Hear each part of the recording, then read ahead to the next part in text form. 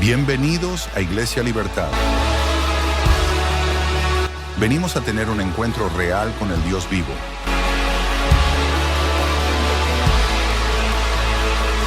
Aquí no hay espectadores, hay adoradores.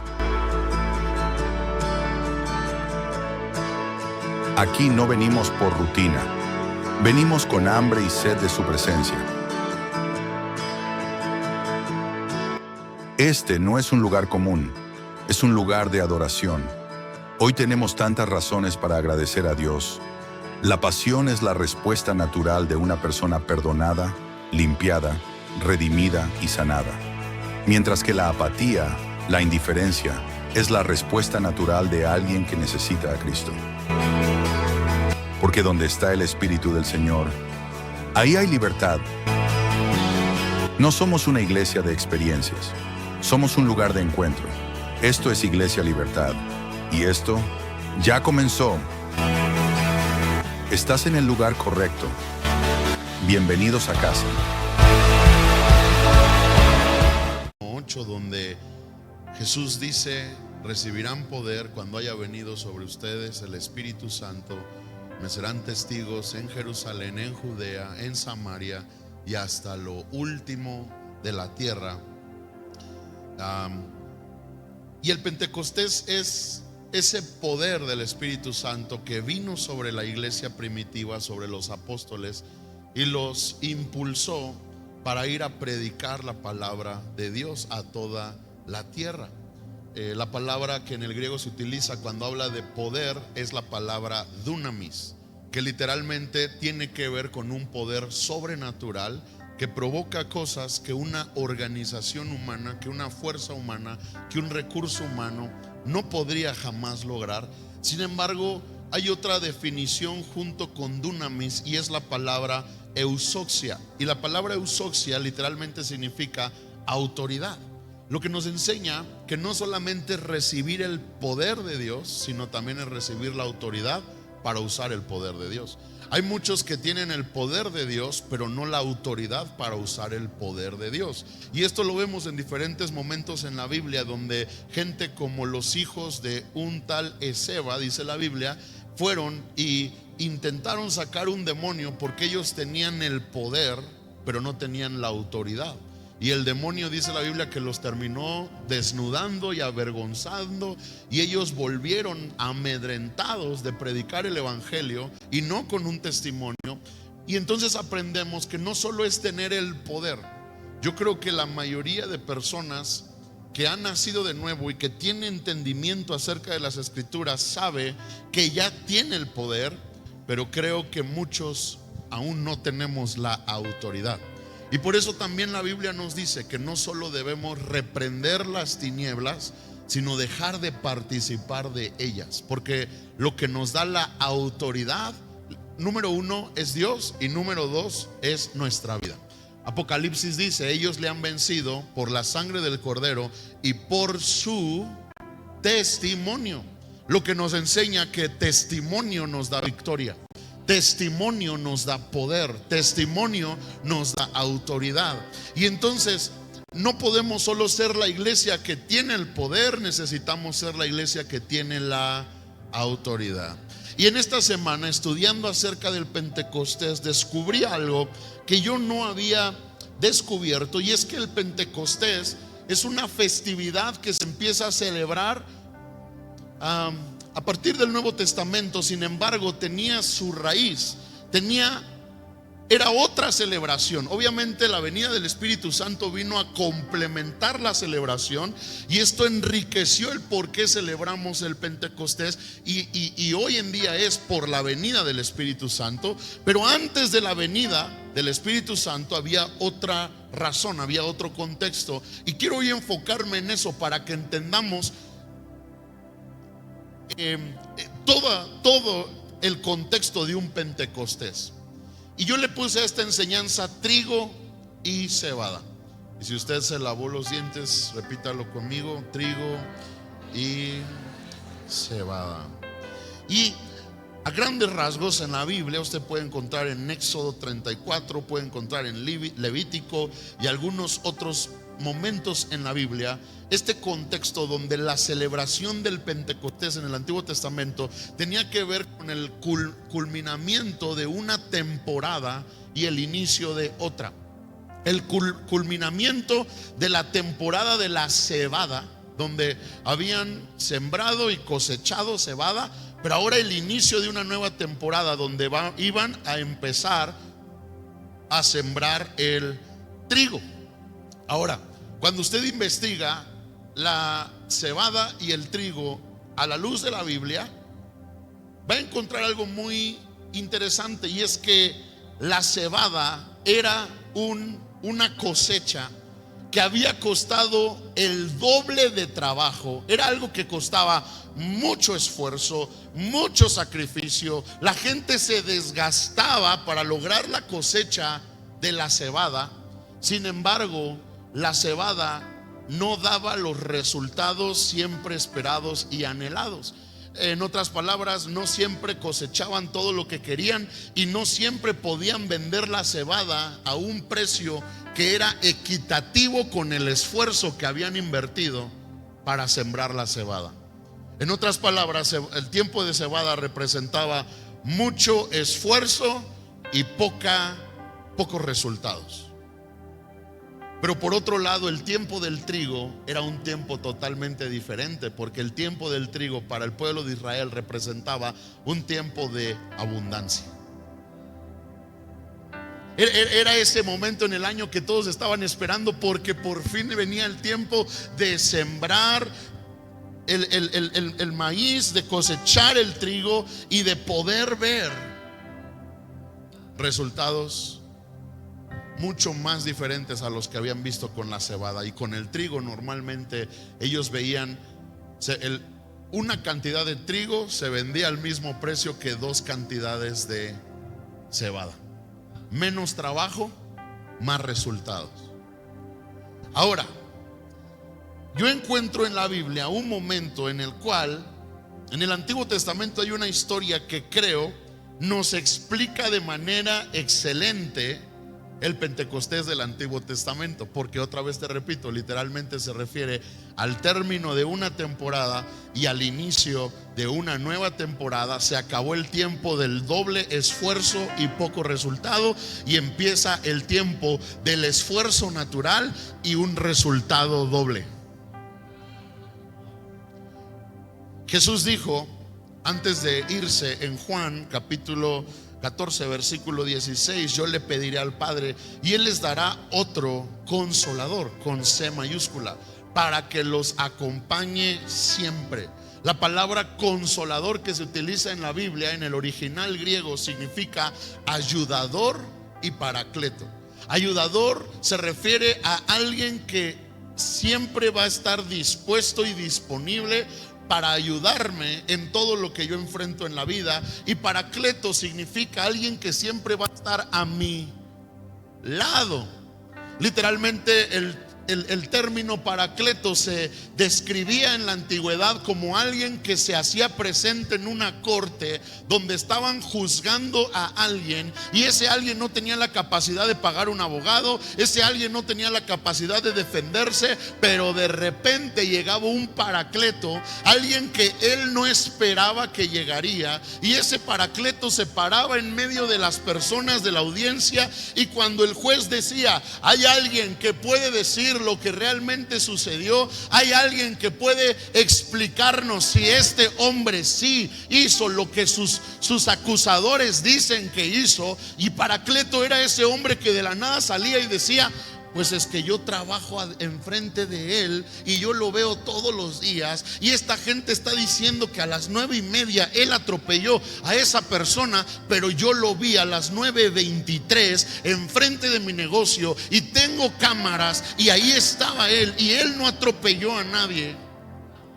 Ese era el Paracleto, el que de la nada se hacía presente y te ayudaba, te salvaba.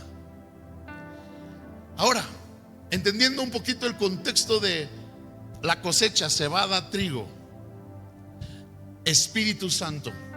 El Espíritu Santo literalmente es el que viene a interrumpir la temporada de mucho esfuerzo y pocos resultados.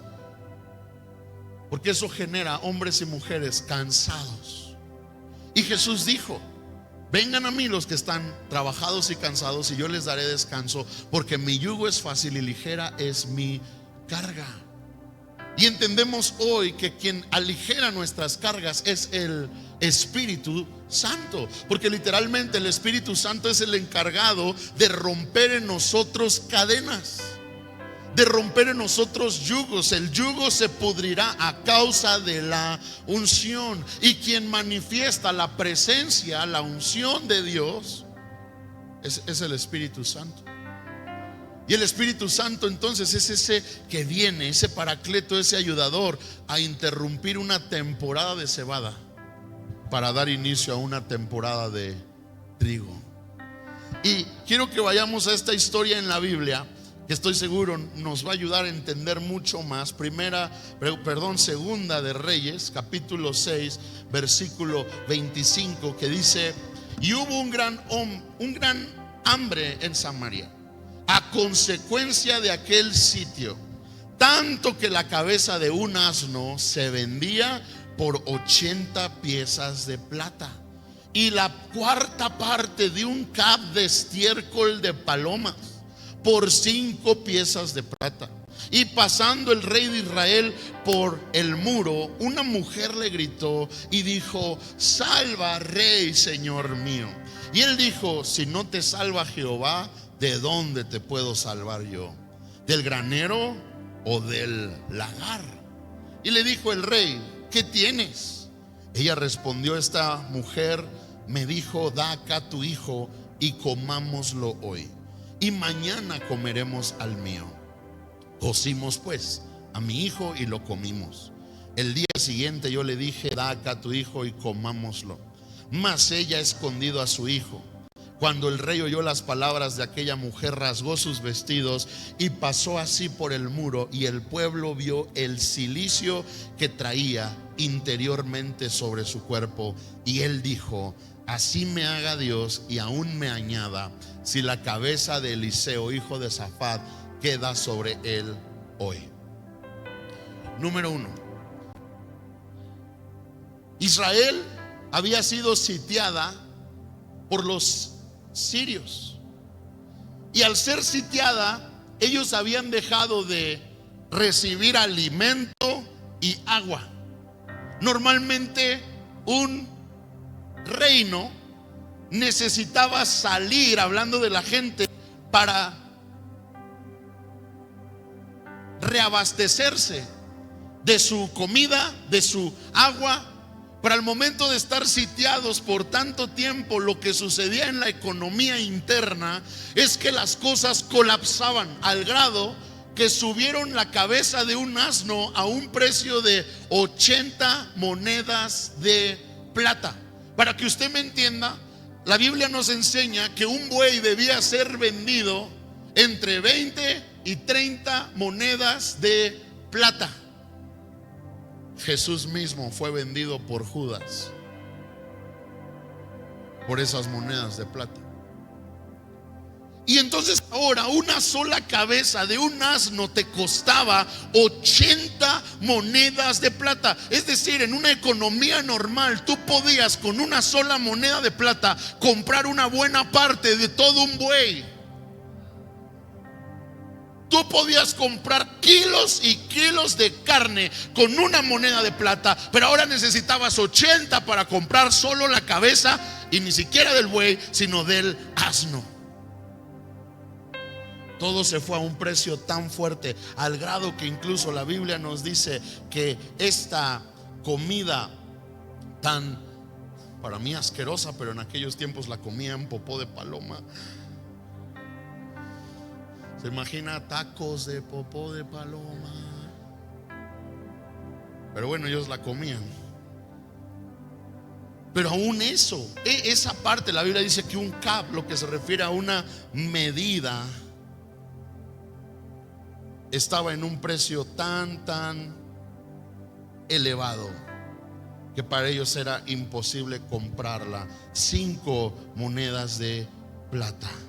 Entonces, Ahora, para que entendamos esto, nos deja ver ahora la realidad que está viviendo Israel y el rey.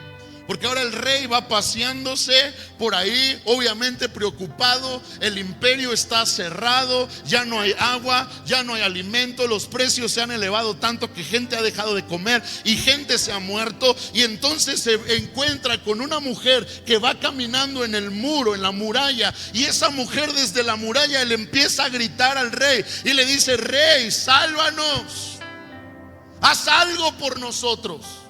Y le empieza a contar la historia. Matamos a mi propio hijo por el hambre que hay.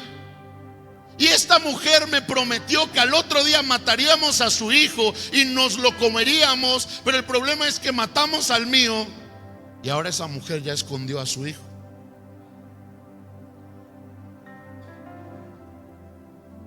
Y entonces el rey escucha esto. Y el rey entra en una gran desesperación. Pero lo primero que tenemos que notar es la realidad que muchas veces produce simplemente la vida. Ni siquiera es el diablo, ni siquiera son las cadenas. Y la vida produce en muchos una realidad tan complicada que nos mete a momentos de necesidad, de hambre y de incredulidad. A momentos donde tristemente ahora empezamos a matar a nuestros hijos. Y hablando un mensaje para hoy, no quiere decir que hoy literalmente los cocinamos, pero quiere decir que nuestra incredulidad sí mata a nuevas generaciones. Y muchos de nosotros, por la realidad que vivimos y enfrentamos, hemos cambiado un lenguaje de fe por un lenguaje de incredulidad, por un lenguaje donde no creemos que Dios puede intervenir y cambiar algo. Y estamos empezando a matar una nueva generación que podría ser la oportunidad para cambiar lo que nosotros no pudimos cambiar. Nunca te olvides que una nueva generación no solo son nuestros hijos, no solo son aquellos a los que tú y yo amamos y vemos con tanta ternura. Nuestros hijos son los que van a escribir la historia el día de mañana. Nuestros hijos son los que van a cargar con el legado que tú y yo les hayamos impartido en Cristo.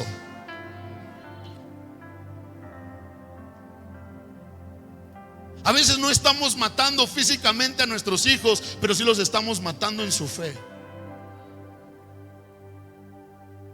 Es muy triste ver niños tan pequeños que ya tienen una frustración de un señor de 80 años. A veces oyes a niños tan pequeños y ya están tan frustrados y ya están tan maleados en su corazón y en su fe, que ellos, hay tantas cosas que para ellos ya son imposibles. Porque nuestro deber, aún en medio del hambre, de la necesidad y de la realidad, es transmitirles a un Dios que todavía cambia vidas, a un Dios que todavía abre el mar, a un Dios que todavía abre puertas, a un Dios que todavía llama lo que no es como si fuera, a un Dios que todavía puede cambiar las cosas para el día de mañana. Nuestro deber como padres no es transmitir una necesidad tan cruel que matemos su fe, sino al contrario, transmitir una fe tan grande que avive su fe y les haga creer que algo puede cambiar el día de mañana. No mates la fe de los que continuarán tu historia y tu legado. Aviva su fe. Pero esta historia también continúa diciendo que el rey dice un juramento donde él se compromete a matar a Eliseo. Dice: Dios me quite y Dios me añade si para hoy en la noche ese profeta sigue con la cabeza en el cuello. ¿Por qué tanto enojo? Yo me puse a investigar cuando vi por qué quería matar al profeta, y me puse a leer capítulos antes, capítulos después, tratando de encontrar por qué quería matar al profeta, y no encontré ninguna razón. Entonces entendí lo siguiente: hay gente tan incrédula que odia tanto la voz de un profeta. Porque la voz del profeta está confrontando su incredulidad. La voz de la palabra de Dios está confrontando tu realidad. Y si tú crees que es imposible, abres la Biblia y dice: para el que cree, todo le es posible. Y tú crees que no puedes, y abres Filipenses y dice: todo lo puedo en Cristo que me fortalece. Y tú crees que estás solo, y abres la Biblia y dice: no les dejaré huérfanos, les daré al Espíritu Santo que estará con ustedes, y aun si pasas por las aguas y por el fuego, yo estaré contigo. Y la Biblia nunca va a consentir el sonido del incrédulo, sino al contrario, siempre va a confrontarlo. Y entonces hay quienes han llegado a odiar tanto el sonido de la fe, porque nada se parece con su propia vida.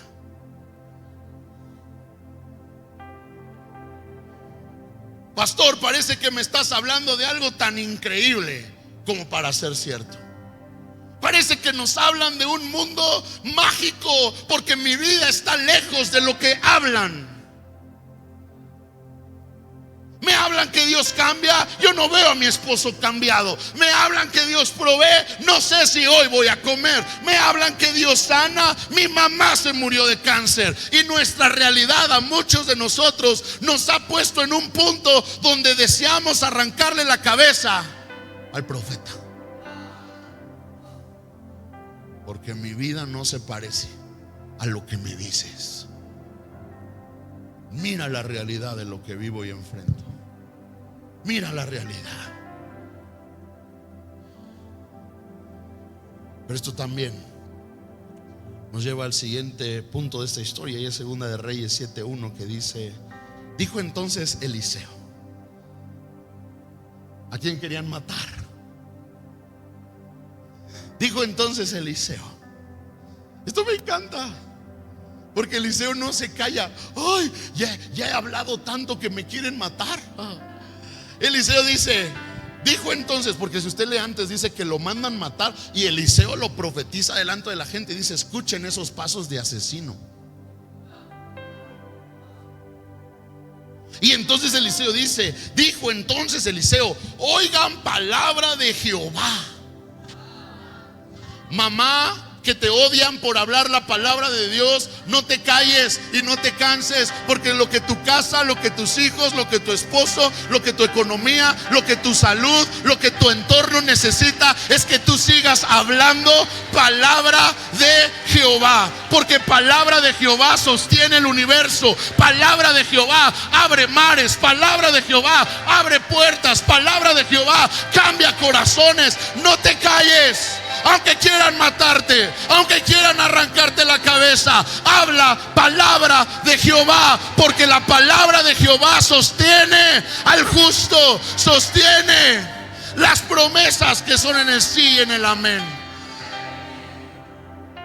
Hombre, que ya te tacharon del religioso, del aleluya, del rarito. Llegó el predicador. No te calles. Aun cuando manden a matarte por lo que hablas, tú sigue abriendo la palabra, tú sigue anunciando la palabra, porque la Biblia dice que el cielo, la tierra va a pasar. Y eso incluye a la gente que te puede odiar por el mensaje que Dios te ha dado.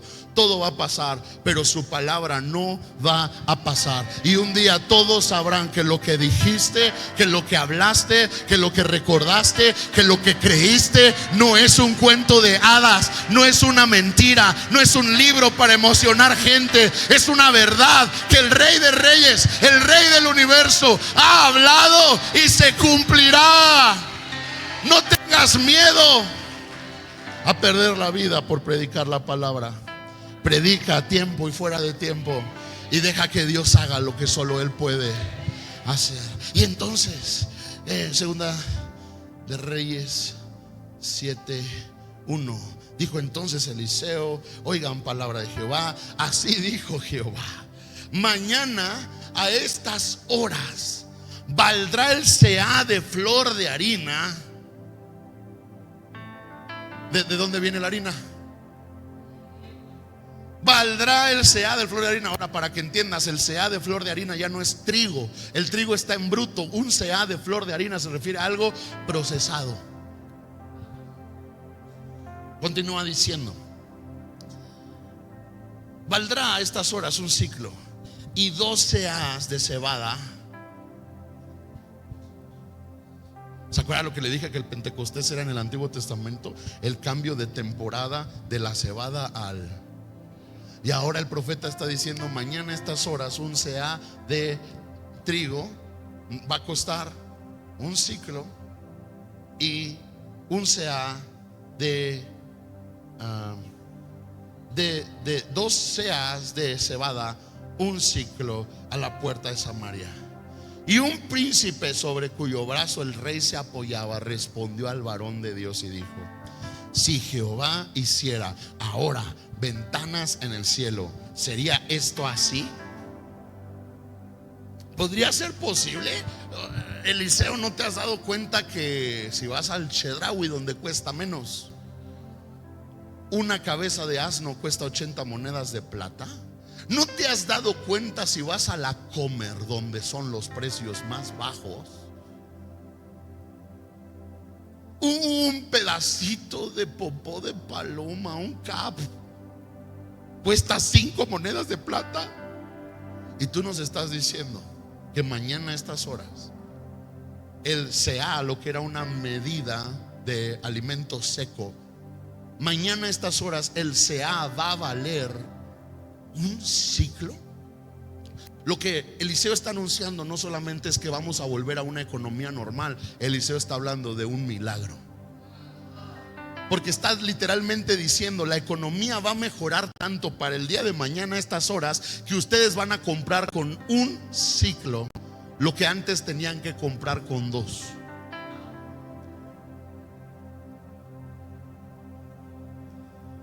Y entonces el príncipe, con incredulidad, le empieza a decir: y esto sería posible aunque se abrieran las ventanas del cielo. Y él dijo: tú lo verás con tus ojos, le dijo Eliseo a este hombre, pero no comerás de ello.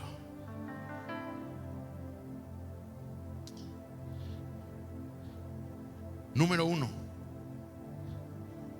cuando Eliseo está diciendo lo que van a poder comprar al día de mañana con un ciclo, se refiere entonces a un milagro.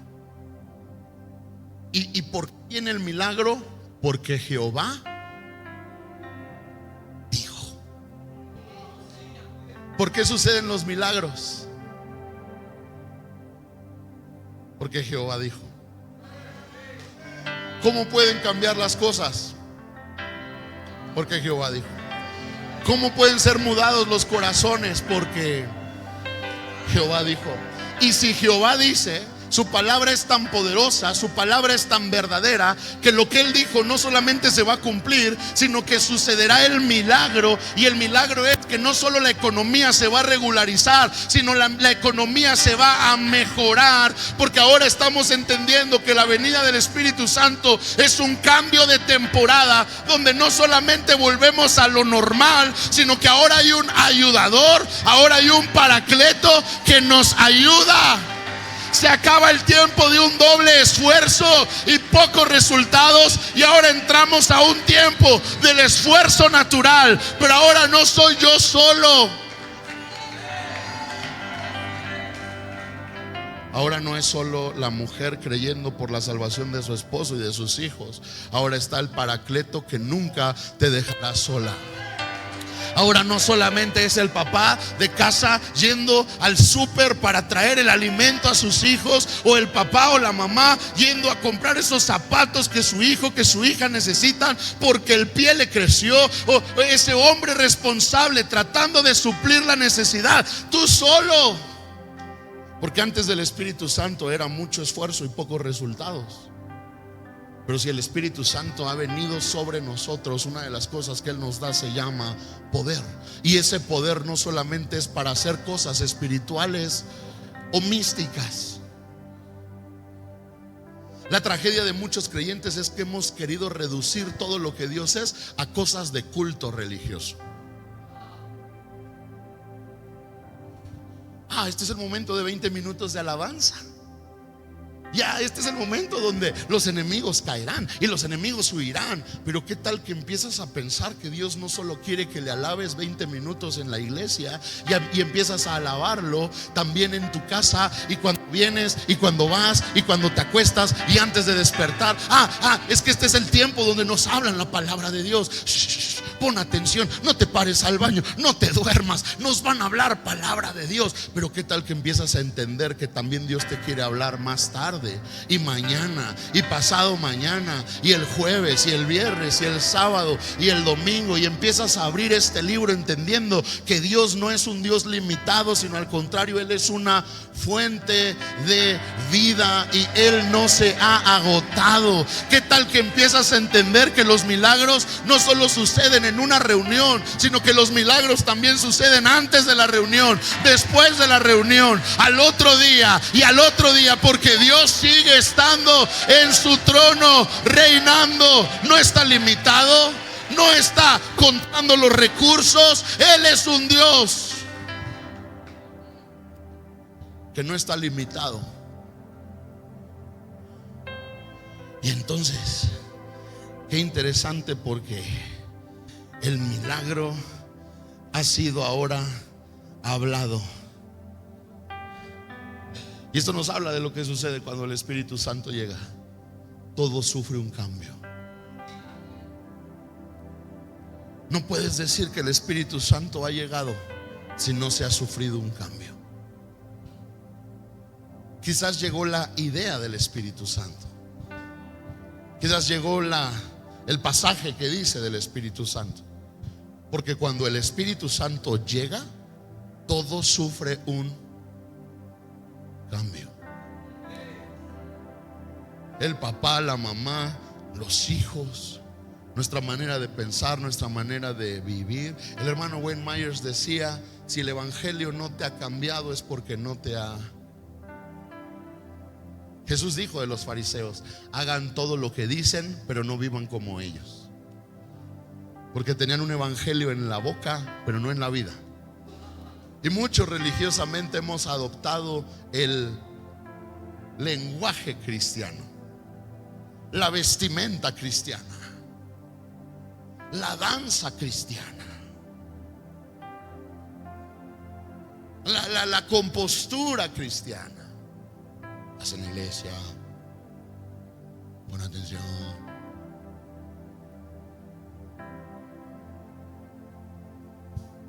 Pero el Espíritu Santo no solamente es alguien que llega a adornar nuestras vidas, Él llega a transformar nuestras vidas. Él aligera nuestras cargas y nos da el poder que necesitamos. Y literalmente cambia las cosas. Cuando Él llega, puedes saber que las cosas van a cambiar mañana a esta hora. Así de poderoso es Dios. Así de poderoso es Dios. No tienes que esperar. Vamos a esperar al siguiente año. Vamos a esperar 2 años. Vamos a esperar 5 años. Vamos a esperar 20 años. Cuando Dios llega, puedes saber que mañana a estas mismas horas ya debe haber un cambio en tu vida, en tu mente, en tu corazón, en tu espíritu, en lo que eres, en lo que haces. Amada iglesia, no podemos seguir esperando en los años a ver cuándo sucede. Ya no es el Antiguo Testamento donde hay que esperar 40 años para llegar a una tierra. Hoy es el tiempo donde el Espíritu Santo acelera y cambia cosas en nuestra vida, y las puede cambiar de un día para otro. Solo necesitamos creer la palabra, porque si lo crees, está hecho en el nombre de Jesús. Si lo crees, puede suceder en tu vida y puede suceder en la mía. Si lo crees. Al que cree, nada es imposible. Vamos a la última parte de esta historia. Segunda de Reyes 7:3 dice: había en la entrada de la puerta 4 hombres leprosos, los cuales dijeron el uno al otro: ¿para qué nos estamos aquí hasta que muramos? Si tratáramos de entrar en la ciudad por el hambre que hay en la ciudad, moriremos en ella. Y si nos quedamos aquí, también moriremos. Vamos pues ahora y pasemos al campamento de los sirios. Si ellos nos dieren la vida, viviremos. Y si nos dieren la muerte, moriremos. Se levantaron pues al anochecer. Recuerde a qué hora se levantaron. ¿Cuándo dice la Biblia? No se le olvide eso. Para ir al campamento de los sirios. Y llegando a la entrada del campamento de los sirios, no había allí nadie, porque Jehová había hecho que en el campamento de los sirios se oyera estruendo de carros, ruido de caballos, estrépito de gran ejército. Y se dijeron unos a otros: he aquí, el rey de Israel ha tomado a sueldo contra nosotros a los reyes de los heteos, a los reyes de los egipcios, para que vengan contra nosotros. Ahora los sirios oyeron un ruido tan grande que dijeron: esto no solo es el ejército de Israel, sino que ellos le pagaron un sueldo a los heteos y a los egipcios, porque ahora oye el sonido de ese gran ejército. Mira todos los que vienen contra nosotros. Escuchan eso y entonces huyen. Versículo 7: así se levantaron y huyeron al anochecer, abandonando sus tiendas, sus caballos, sus asnos y el campamento como estaba, y habían huido para salvar sus vidas. Cuando los leprosos llegaron a la entrada del campamento, entraron en una tienda, comieron y bebieron y tomaron de allí plata y oro y vestidos, y fueron y lo escondieron. Y vueltos entraron en otra tienda, y de allí también tomaron y fueron y lo escondieron. Luego se dijeron el uno al otro: no estamos haciendo bien. Hoy es día de buena nueva y nosotros callamos. Y si esperamos hasta el amanecer, nos alcanzará nuestra maldad.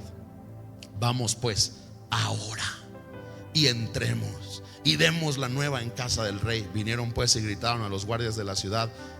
Me encanta. Y gritaron. O sea, no nomás llegaron y buenas noches.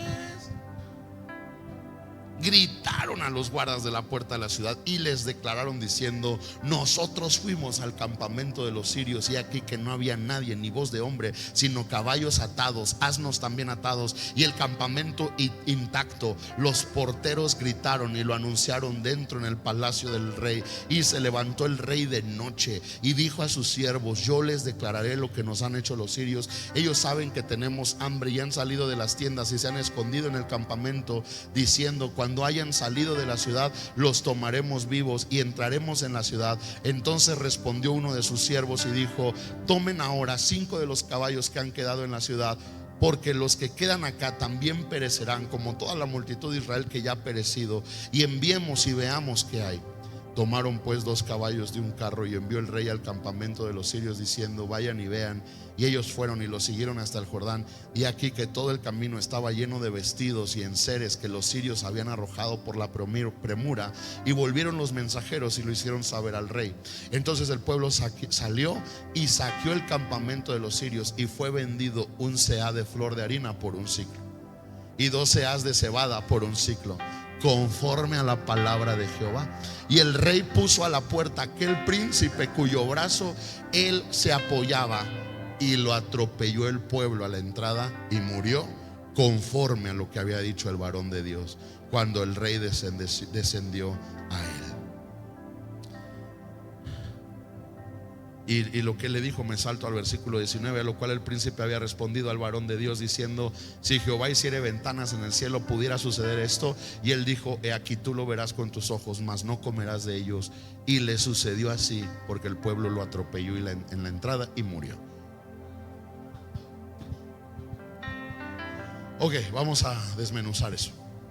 Número 1, 4 leprosos. Usted tiene que recordar a la luz de la palabra que un leproso no podía estar en medio de la gente, porque el leproso contagiaba, y la enfermedad era considerada tan inmunda que si un leproso estaba entre la gente era digno de muerte. Los leprosos tenían que vivir en las alturas y a lo lejos, normalmente fuera de la ciudad. Sin embargo, estos 4 leprosos ven que en Israel ya no hay movimiento, porque están fuera de la ciudad, están a lo lejos y están en lo alto.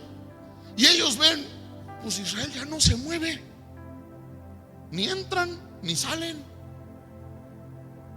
No hay ni agua ni comida. Y ellos dicen, si entramos ahí nos vamos a morir. Pero también si nos quedamos aquí, nos vamos a morir. Porque el leproso tenía el derecho de salir en las noches, cuando ya todos estaban en sus casas, y empezar a buscar entre la basura, entre las sobras. Había gente buena onda, a lo mejor familiares, que les dejaba alimento afuera. Y el leproso en la noche salía y agarraba las sobras, la basura, la comida que alguien le hubiera dejado. Y entonces ellos decían, pero ¿ahora qué hacemos? No podemos ni entrar ni salir. Y se dan cuenta, mira, ahí está el campamento de los sirios, pues vamos a ir. ¿Y si nos matan? Me encanta su lógica tan sencilla. ¿Y si nos matan? ¿Y si nos dejan vivir? De todas formas nos vamos a morir si no hacemos nada. Pues ahí van bien valientes. Y dice la Biblia que se dan cuenta que el campamento de los sirios está ahí, pero ya no hay nadie. Y entonces ellos se dan cuenta cómo fue que los sirios habían huido. Y es que la Biblia dice que escucharon un sonido que produjo, ¿quién? Un sonido que produjo, que se escuchó como caballos, ejércitos, al grado que pensaron, no solo es Israel, son los heteos y los egipcios con ellos. Ellos oyeron un ejército de 3 reyes y huyeron. Pero esto nos enseña algo muy poderoso.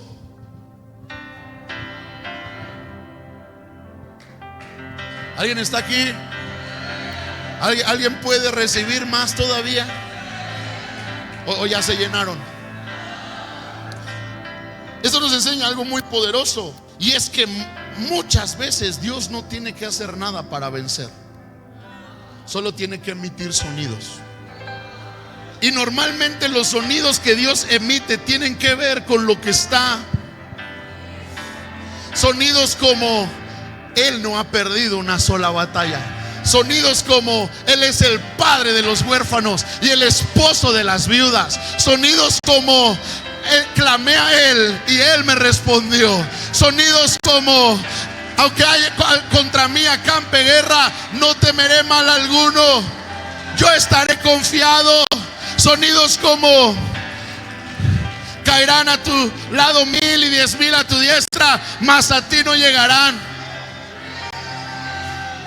Sonidos que Dios utiliza para hacer que nuestros enemigos, sin haber visto nada,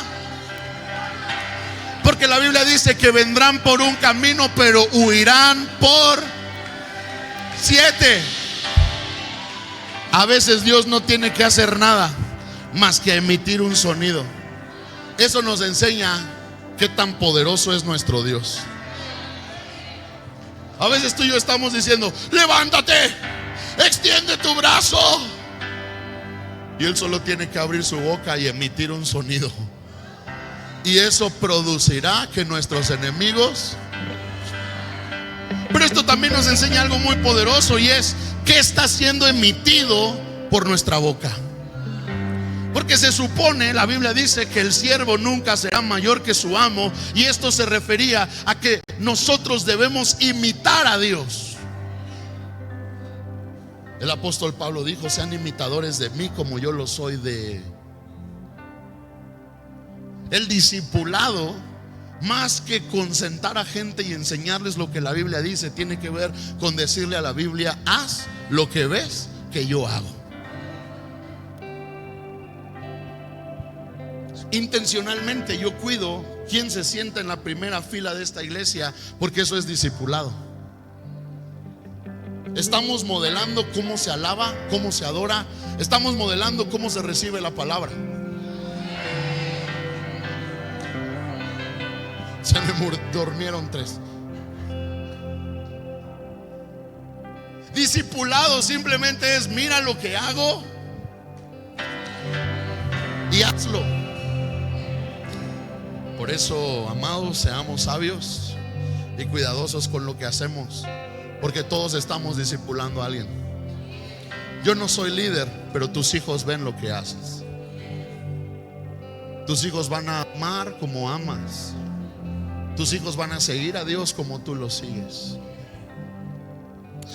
Volviendo al punto, tú y yo somos discípulos de Cristo, y tú y yo queremos ser más como Cristo. Y una de las maneras que Dios utiliza para cambiar las cosas y hacer que los enemigos huyan es emitiendo sonidos.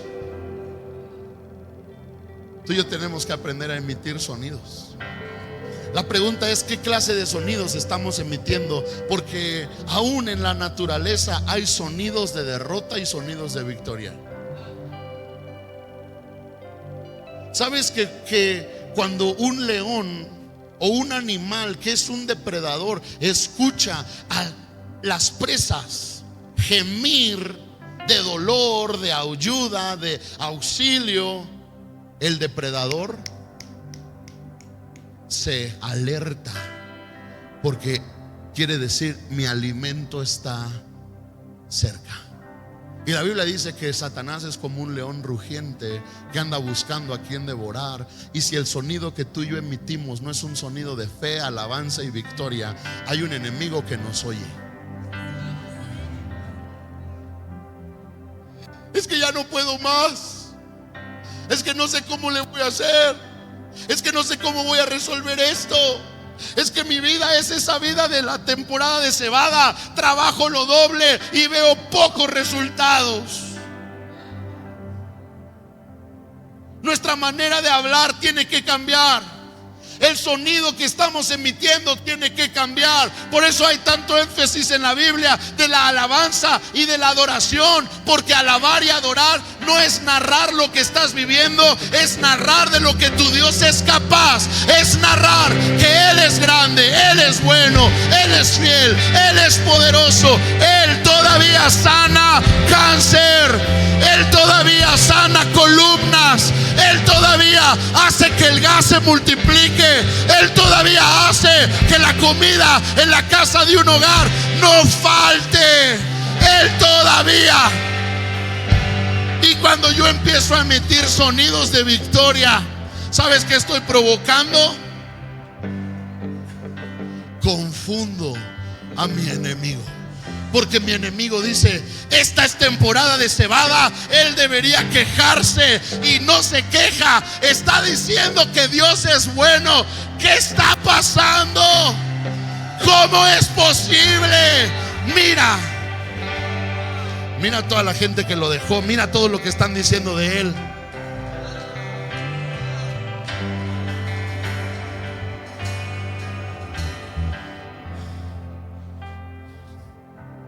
Es su cumpleaños y los ancianos le sacaron la lengua. Mira lo que está viviendo.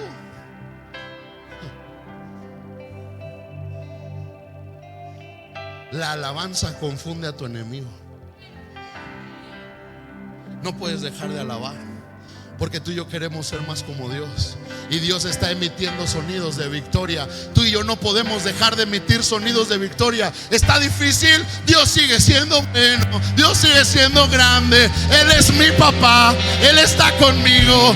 No sé qué voy a comer, nunca me he quedado sin comer, y hoy no va a ser la excepción.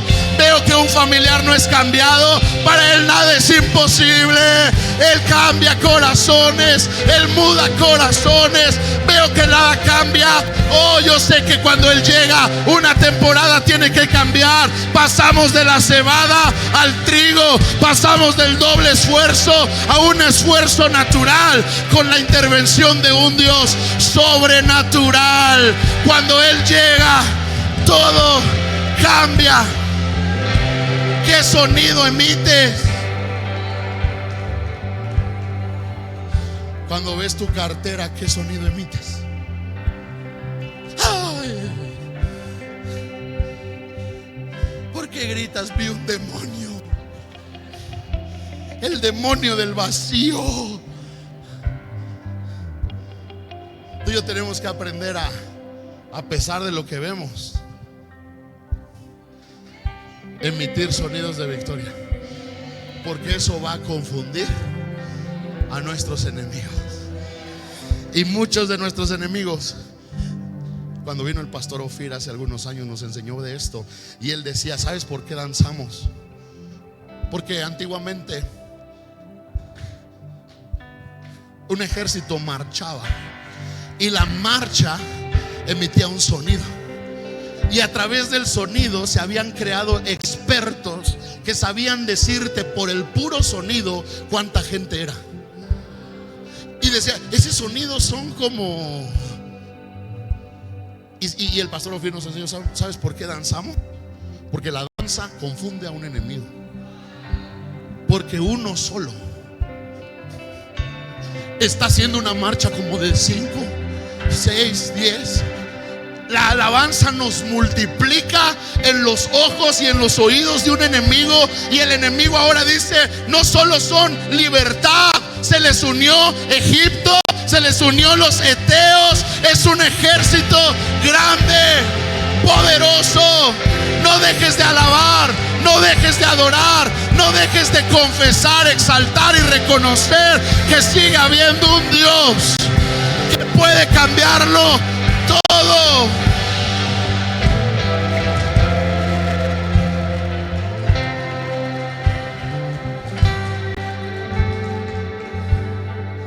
Pero también esto nos enseña algo muy poderoso, y es que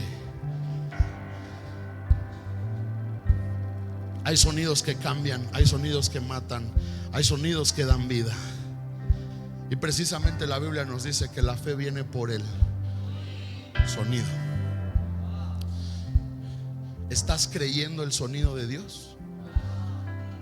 ¿Estás creyendo los anuncios de Dios? Porque Dios cambia muchas cosas solo con un sonido. Pero también me encanta porque ahora los leprosos dicen: no estamos haciendo bien. Dice la Biblia que fueron a una tienda, sacaron todo, comieron, bebieron, encontraron oro, plata, vestidos, joyas. Fueron, las escondieron. Luego fueron a otra, hicieron lo mismo, fueron y lo escondieron. Pero entonces se dieron cuenta: no estamos haciendo bien.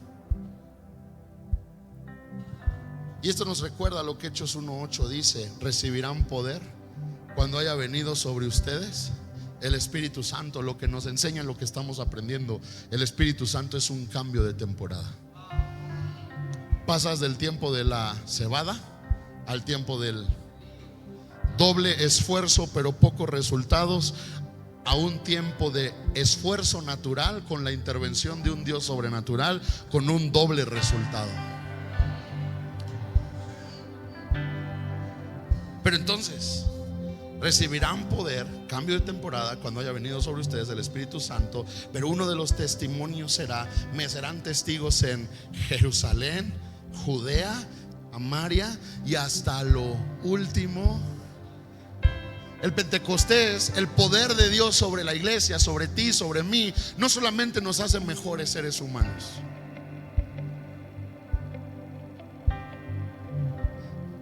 no solo nos hace sonreír, no solo nos hace creer, no solo nos hace aferrarnos a una promesa que viene del cielo, donde creemos que Dios puede hacer lo que yo no puedo hacer. El Pentecostés también nos hace ser hombres y mujeres que experimentan tanta bondad, tanta gracia, tanto favor, tanto poder, al grado que recibimos lo doble. ¿A cuántas tiendas entraron estos leprosos? Lo doble. Eso es el tiempo del trigo. Menos esfuerzo y recibes lo doble, porque ahora está contigo el Espíritu Santo, el ayudador, el paracleto. Se acaba el tiempo de mucho esfuerzo y pocos resultados. Escucha, 2 tiendas, entraron a 2 tiendas, saquean 2 tiendas, tienen todo lo que había en 2 tiendas, pero ahora ellos están experimentando tanta bondad que ellos dicen: no podemos quedarnos aquí sin decir nada, porque entonces dicen: nuestro mal, la maldad nos alcanzará. ¿Y a qué maldad se refiere? No quiere decir, no, se va a desatar el infierno y nos va a perseguir y nos va a matar y nos va a destruir. Está hablando de la maldad de su propio corazón. Porque ellos están entendiendo, si nosotros no hacemos algo en este momento, mañana que nos vayamos a dormir y volvamos, no vamos a querer hacer nada. Lo que nos enseña algo poderoso: cuando Dios te habla, no te tardes en responder. Porque si te tardas en responder, la maldad te alcanzará. ¿Cuál maldad? Tu propio corazón. Si Dios te habló hoy de servir, no te esperes a la siguiente semana para servir, o la maldad te alcanzará. Vas a volver la siguiente semana. ¿Quieres servir? No. A ver, profeta, ¿qué no Dios ya le dijo que sirviera? Sí le dijo. La maldad lo alcanzó.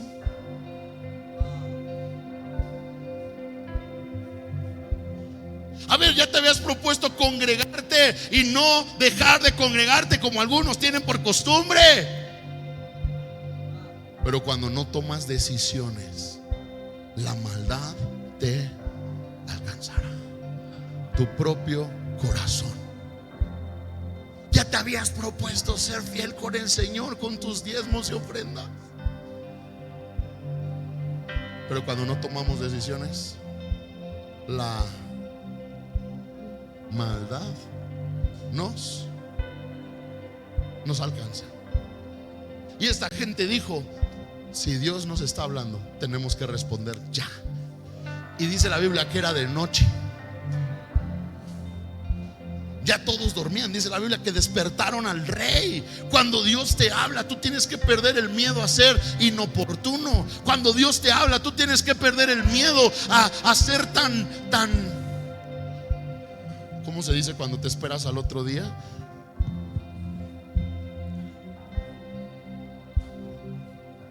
Decidioso, respetuoso y todo lo que acaba en oso.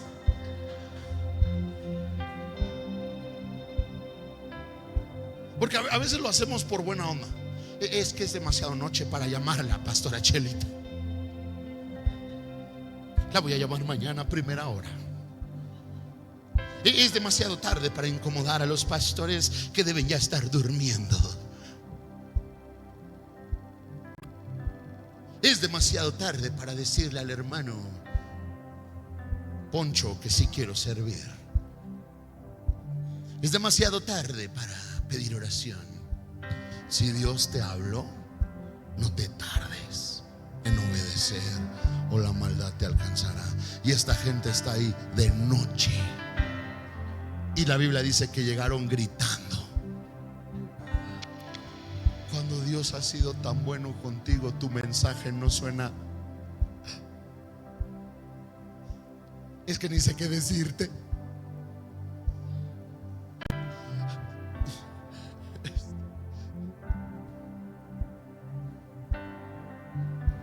Esto debería también hacernos pensar a muchos si realmente ya tuvimos un encuentro con el Espíritu Santo.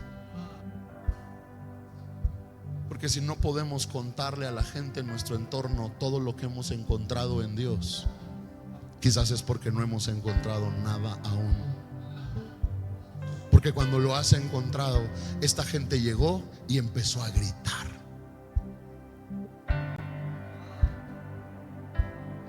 ¡Guardias! ¡Guardias! 4 gritando. Ay, 1, 2, 3, 4. Ayúdenme a gritar. ¡Guardias!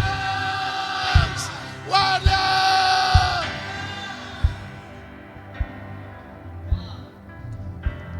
Los guardias oyeron y también los guardias gritaron y dieron el mensaje al punto que el rey se tuvo que despertar y escuchó el mensaje. Amados, hay mucha gente en esta ciudad que ya no puede solo escuchar un mensaje con palabras y un sonido así. Necesita que les gritemos: Morelia, hay alguien que sí puede cambiar tu lamento en gozo.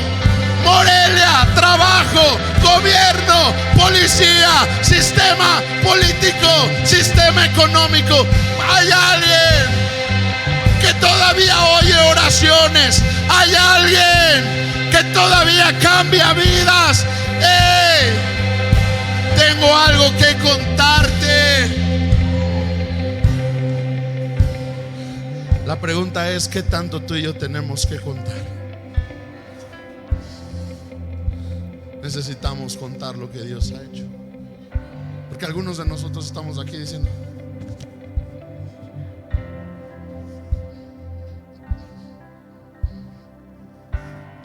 aguas, porque no es hasta un calambre te va a dar.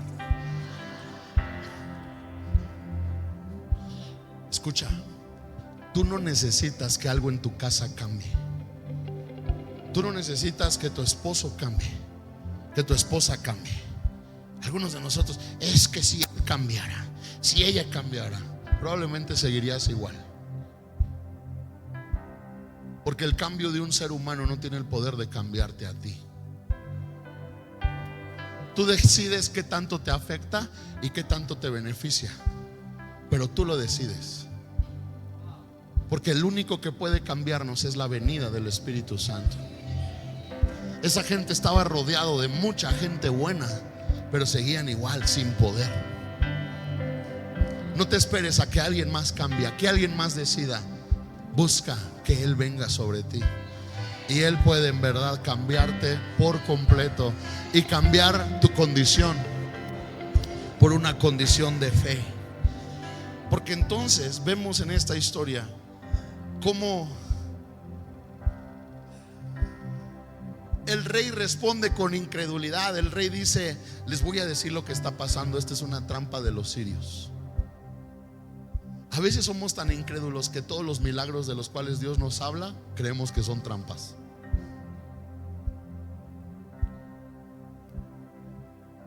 Ay, nos están contando el milagro de la niña que se les apareció la hernia, nomás es una trampa. Nos pusieron una ratonera en la iglesia. Ay, nos están contando ese testimonio nomás porque quieren mover nuestro corazón.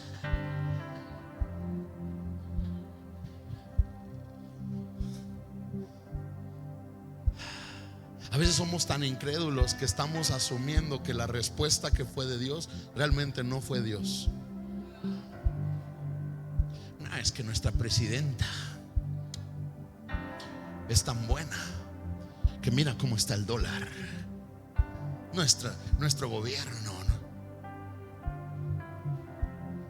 mi trabajo. A menudo una manera de pensar así, donde solo honramos y reconocemos los medios, pero no al Dios. Dios tendrá que quitarnos los medios para que podamos reconocer de quién viene y quién es. Él quiere toda la gloria. El rey está con incredulidad. No, es una trampa de los sirios. A veces el sonido de Dios es tan poderoso y tan fuerte, pero nuestra incredulidad también tan grande, que seguimos pensando y buscando cómo eso no es posible, en vez de simplemente creerlo y recibirlo. Hoy te recuerdo que la palabra de Dios no tiene que ser entendida.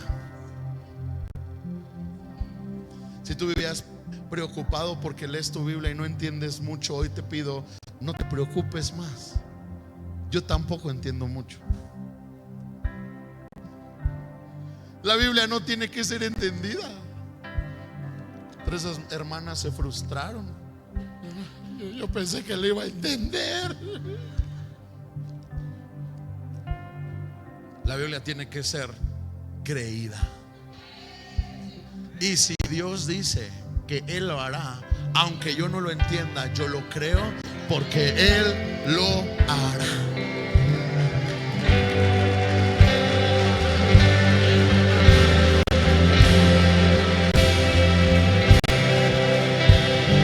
Él lo hará. Él lo hará. No tenemos que arrancarle pedazos a este libro.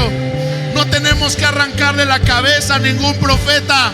Mejor creamos en la palabra, creamos en la voz de Dios, creamos en lo que Él ha prometido. Él lo hará. No sé si alguien hoy puede declararlo. No sé si alguien hoy puede creerlo en su vida, en sus padres, en sus hijos, en su salud, en su economía. Él lo hará. Él dio una palabra y mañana a estas horas las cosas habrán cambiado. Ponte de pie. Y quiero terminar con lo que dice el versículo 16, porque el 16 empieza a hablar de cómo todo el pueblo salió, pero el rey había puesto al príncipe a la entrada de la puerta. Y a ese príncipe el profeta le había dicho el día anterior: tú lo vas a ver con tus ojos, pero no lo vas a disfrutar. ¿Por qué? Por incredulidad. La incredulidad nos hace ver lo que Dios hace sin poderlo disfrutar. ¿Y sabes qué genera? Más frustración, más amargura, porque tú no creíste por un matrimonio transformado. Te rendiste y te fuiste al pecado. Pero los que creyeron por un matrimonio transformado ahora están de pie, en victoria y con una boca llena de testimonios.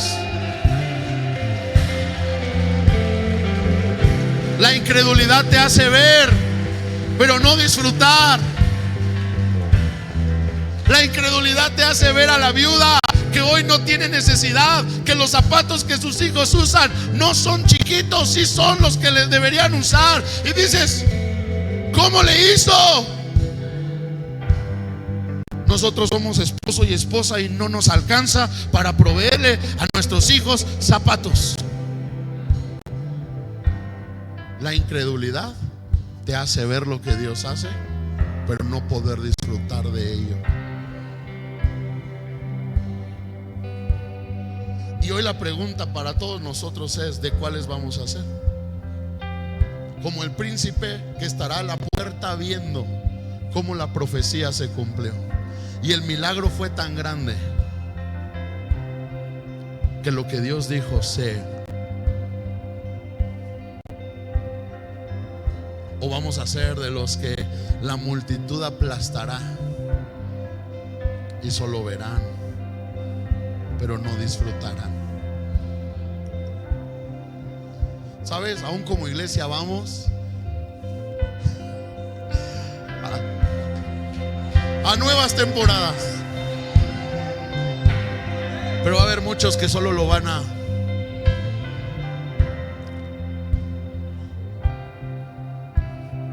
se les va a trabar la quijada y les vamos a poner una jarra de 3 litros aquí abajo. Pero tú decides si solo vas a o vas a ser parte. A veces en una misma casa va a haber quienes van a disfrutar y otros solo van a ver. Tú decides de cuáles vas a hacer. Perdóneme, pero yo hoy quiero tomar una decisión. Y mi decisión es: yo quiero no solo ver, yo quiero disfrutar. Yo quiero entrar a la temporada del Espíritu Santo disfrutando, con un corazón abierto, dispuesto, hambriento, deseoso. Si tú quieres eso, sal de tu lugar, ven aquí adelante, ven al altar, ven al lugar de las decisiones. Sal de tu lugar y llena un pasillo. Sal de tu lugar, deja la comodidad. Y si tú estás aquí, levanta tus manos.